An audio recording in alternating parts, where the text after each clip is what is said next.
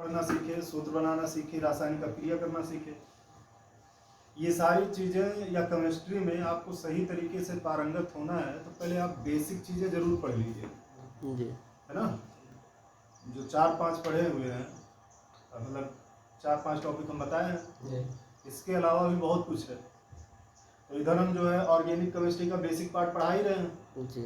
Inorganic का मतलब अकार्बनिक रसायन का हमने जो बेसिक पार्ट बनाया हुआ है 17 लगभग वीडियो है ना, उसको आप पढ़ डालिए एक बार घर पर बैठ करके, देख डालिए, सिर्फ देख डालिए, पढ़िए लिखिए कुछ मत, समझे ना, समझ में आ जाएगा आप लोगों को। चलिए आज और स्टार्ट करते हैं। अब हम लोगों का है कार्बनिक यौगिकों का नामकरण, ठीक है। देखिए कार्बनिक यौगिक या कोई भी यौगिक या कोई भी तत्व का जो नामकरण किया जाता है वो एक संस्था है जिसका नाम है IUPAC। ये एक संस्था है, इसी के अंदर उस तत्व का या उस यौगिक का नामकरण किया जाता है, समझे ना जी। लेकिन जनरल तौर पे क्या होता है कि तत्वों और यौगिक के दो नाम चलते रहते हैं, तत्वों और यौगिक के दो नाम एक साथ चलते रहते हैं। दो नाम का मतलब एक IUPAC जिसे हम केमिकल नाम भी कह सकते हैं, और दूसरा एक होता है मार्केट नेम, व्यापारिक नाम जिसे बोल सकते हो, ठीक ना जी। जैसे चूना, कच्चा चूना का सूत्र होता है CaO, लेकिन इसका जो IUPAC नेम या केमिकल नेम बनेगा वो है कैल्शियम ऑक्साइड, समझ रहे हैं ना जी। कच्चा चूना CaO, नाम क्या हो जाएगा कैल्शियम ऑक्साइड। तो कच्चा चूना ये व्यापारिक नाम है, बाजार में जाएंगे खरीदने तो हम कच्चा चूना मांगेंगे, समझे ना, कि चूना दे दीजिए, हम उससे ये नहीं कहेंगे कैल्शियम ऑक्साइड दे दीजिए। दुकानदार को ये थोड़ी ना पता होगा, बहुत कम है दुकानदार होंगे जिनको पता होगा कैल्शियम ऑक्साइड क्या है, बात समझ रहे ना।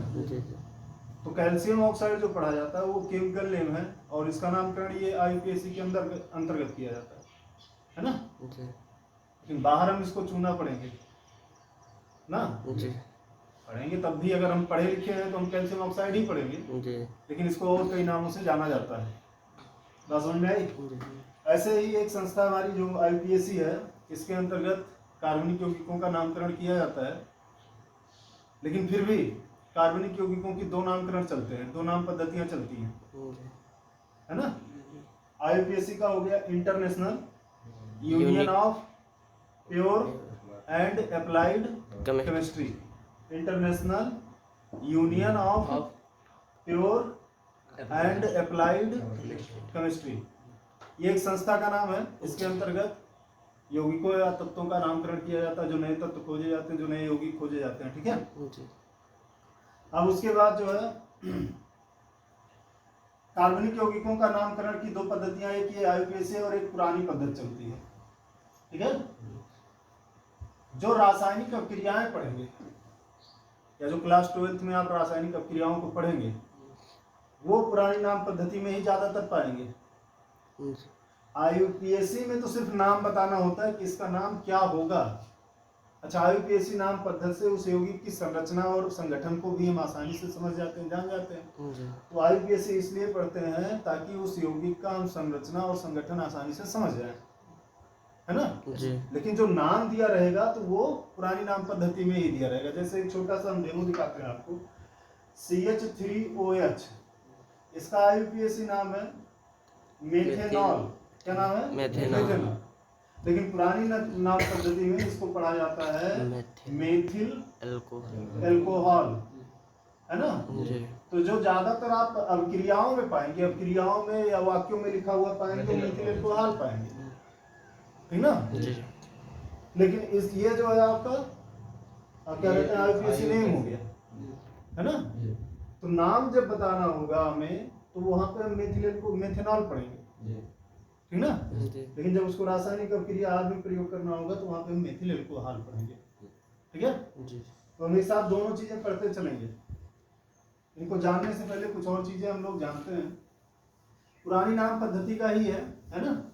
कार्बनिक यौगिकों में पुरानी नाम पद्धतियों में 3 वर्ड है आपका, नॉर्मल, ठीक है जी, नॉर्मल, आइसो, न्यू, पुरानी नाम पद्धति में कार्बनिक यौगिकों के सामने कभी कभी ये लगा रहता है, नॉर्मल के लिए कैपिटल एन लगा रहता है या स्मॉल एन, और ये आइसो लगा होता है और ये नियो, ठीक है।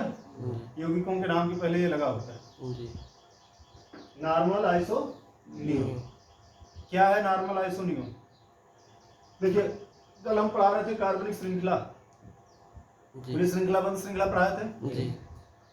आपको यहाँ पे बंद श्रृंखला में केवल बेंजीन पढ़ना है और खुली श्रृंखला में लगभग सभी पढ़ने है ना, बाकी खुली श्रृंखला के ही पढ़ने हैं। बंद श्रृंखला में केवल बेंजीन पढ़ना है। बेंजीन क्या है ये भी बताए थे कल, 6 कार्बन एकांतर क्रम में डबल बॉन्ड द्वारा, है ना। जो नए आ रहे हैं वीडियो बना हुआ है वो देखते रहेंगे, ठीक है। तो ये नॉर्मल हो गया, आइसो, नियो, 3 पार्ट में। तो नॉर्मल क्या होता है, जब कार्बनिक यौगिक की एक सीधी श्रृंखला बनती हो, ठीक ना, उसे हम क्या बोलेंगे, नॉर्मल। इसके नाम के पहले हम नॉर्मल एन लगाएंगे, जो भी नाम होगा उसके पहले हम क्या लगा देंगे, एन। ये पुरानी नाम पद्धति में था इसका। तो अगर किसी यौगिक के सामने एन लगा है तो नॉर्मल, और नॉर्मल का मतलब क्या है कि उस यौगिक में सभी कार्बन सीधी श्रृंखला में जुड़े हुए हैं, कोई आसपास से शाखाएं नहीं निकली हुई, समझे ना, क्लियर हुआ ये। फिर उसके बाद आइसो का मतलब एक ऐसी कार्बनिक श्रृंखला जिसमें एक तरफ, ऐसे कार्बनिक यौगिक जिसमें एक तरफ श्रृंखला फूटी हो, ऐसे कार्बनिक यौगिक जिसमें एक तरफ, चाहे नीचे या ऊपर कहीं भी, एक तरफ, देखिए ये आपका एक सीधी श्रृंखला होगी, इसमें एक नीचे की तरफ ब्रांच निकला हुआ है ना। तो CH3 मतलब कार्बन का ही पढ़ेंगे हम। अभी मान लो यहाँ पे OH लगा होता तो हम इसको नहीं मानते कि ये ब्रांच निकला है। हम कल समझाए थे कार्बनिक यौगिकों में सिर्फ और सिर्फ हम किसको समझ के चलेंगे, कार्बन को। सिंगल बॉन्ड से जुड़े हुए हैं तो कौन जुड़े हुए हैं सिंगल बॉन्ड से, कार्बन। डबल बॉन्ड से जुड़े हैं तो कौन जुड़े हुए हैं, कार्बन। ट्रिपल बॉन्ड से कौन जुड़े हैं, कार्बन। तो अगर हम ब्रांच की बात करें, शाखा की बात करें, तो हम किसके शाखा की बात करेंगे, कार्बन की। और कोई तत्व तो अगर जुड़ा हुआ है ब्रांच के रूप में तो उसको ब्रांच नहीं माना जाता है। तो जब एक तरफ शाखा निकली होगी कार्बनिक यौगिक श्रृंखला में तो उसे हम कौन सा बोलेंगे, आइसो, कार्बनिक यौगिक।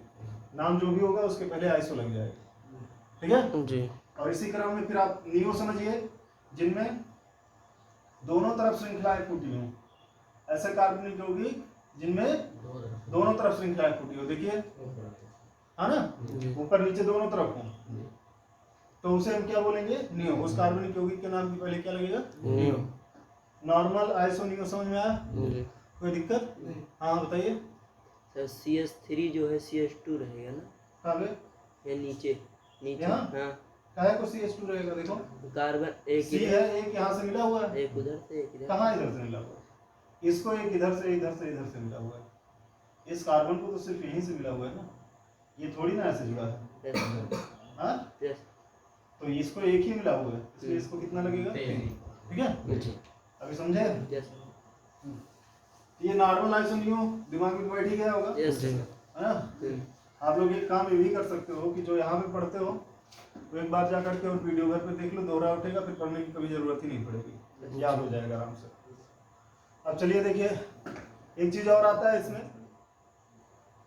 प्राथमिक, द्वितीयक, तृतीयक, है ना, द्वितीयक, तृतीयक, चतुष्यक।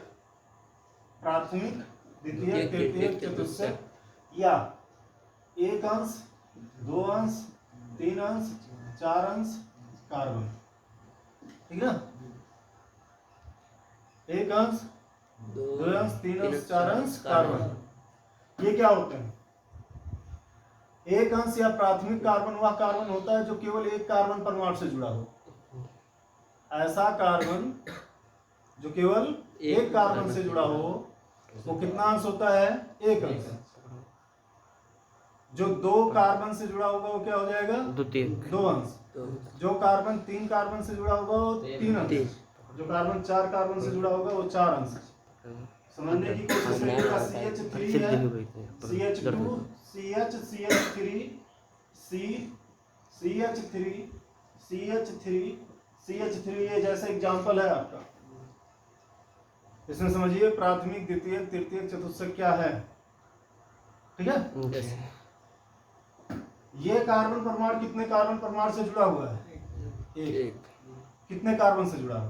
एक। एक। हम हाइड्रोजन की बात नहीं कर रहे हैं। कल भी कार्बन की। समझाए थे कि अगर कुछ पूछा जाएगा, अगर कोई क्रिया समझी जाएगी तो वो कार्बन के लिए ही समझी जाएगी, कार्बनिक यौगिक में।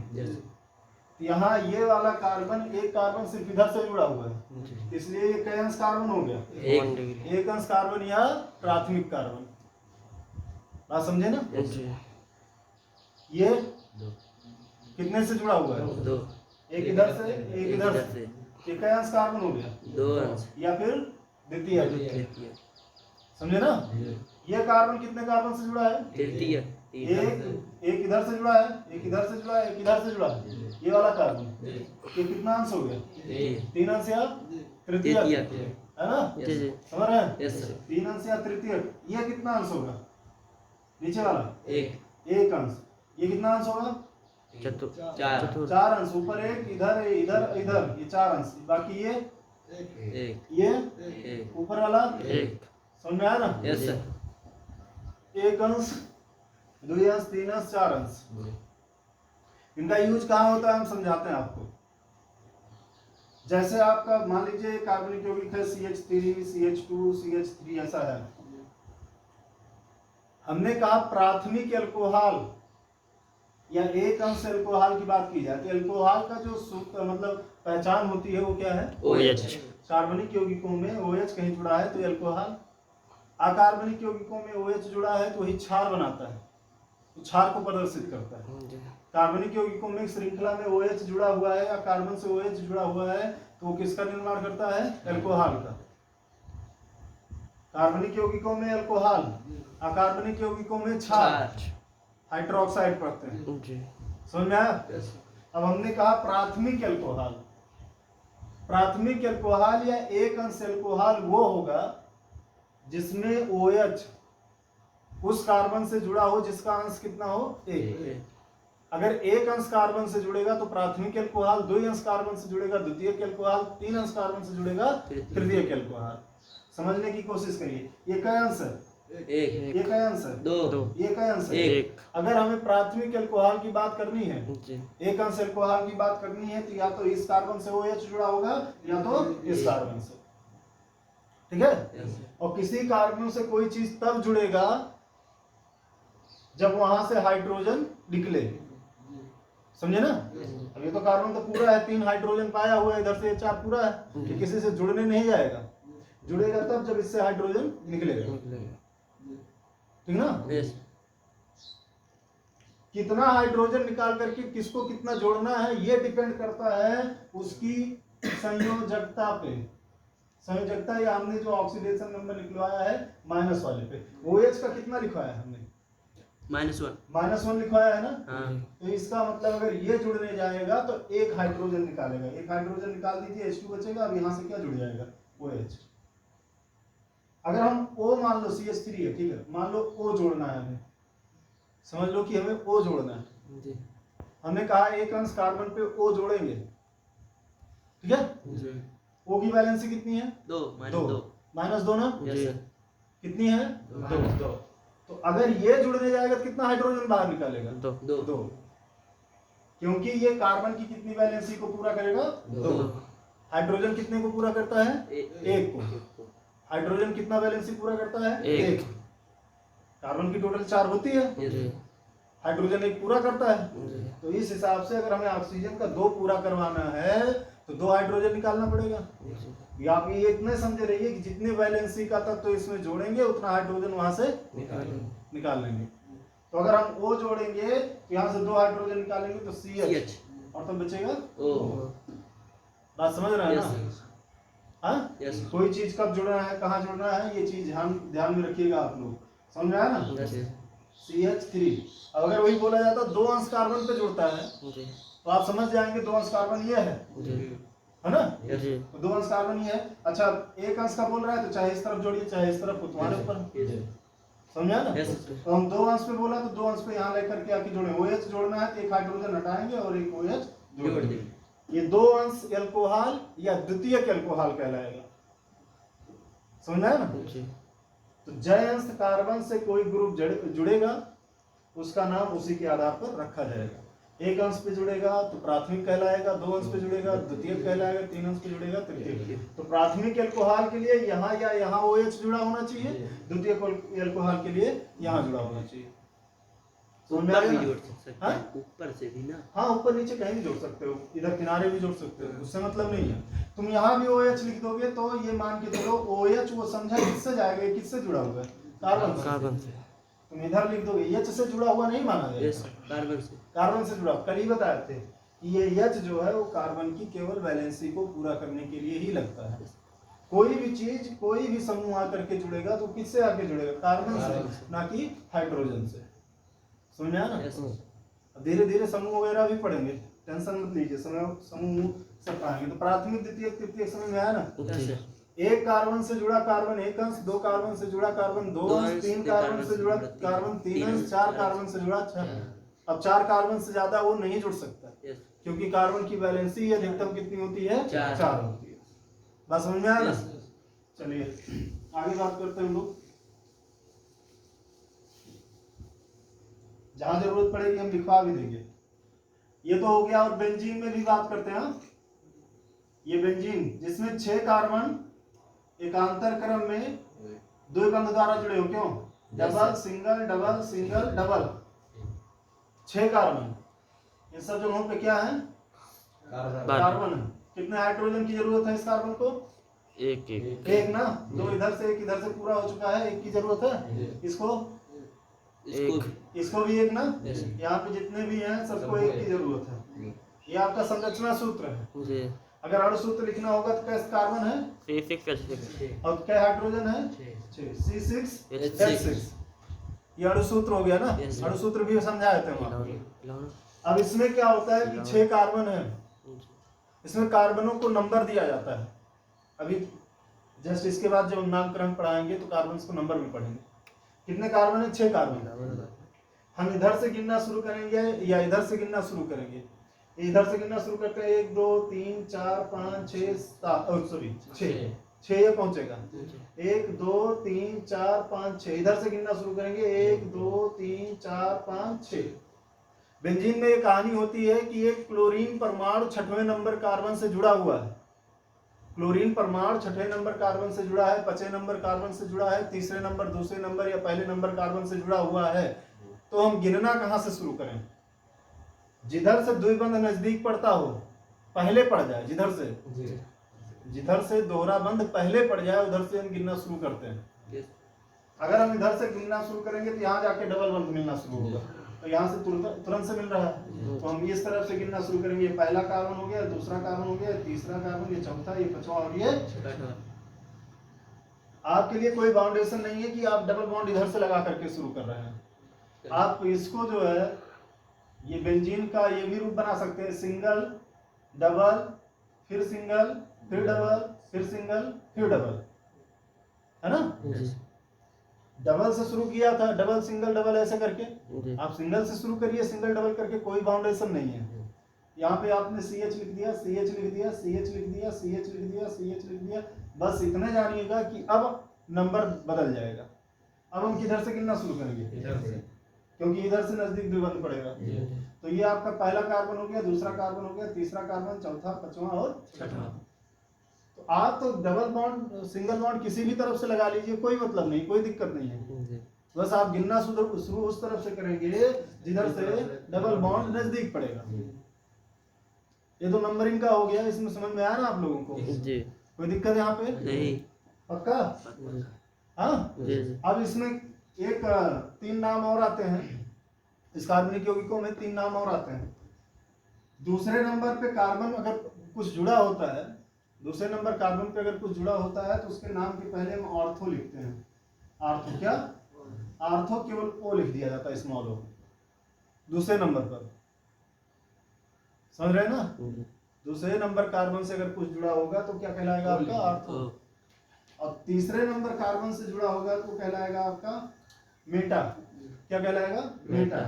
तीसरे नंबर कार्बन पे स्मॉल एम जुड़ा होता है। और चौथे नंबर कार्बन से जुड़ा होगा तो कहलाएगा आपका पैरा, स्मॉल के। जैसे हमने कहा कि मेटा क्लोरोबेंजीन, एक नाम हमने लिखा ये मेटा क्लोरोबेंजीन। क्लोरो मतलब क्लोरीन जोड़ना है। क्लोरीन की वैलेंसी कितनी होती है? -1 होती है। जी तो अगर ये कार्बन से जुड़ेगा कितना हाइड्रोजन निकालेगा? एक हाइड्रोजन, जी है ना? अब यही तो समझाया हमने आप लोगों को। यस जी कोई तत्व कार्बन से जुड़ने जाएगा, वह उतना हाइड्रोजन उससे निकालेगा जितनी उसकी बैलेंसी होती है। ये तो समझाया ना? यस जी तो यहाँ पे हम मेटा क्लोरोबेंजीन बोल रहे हैं।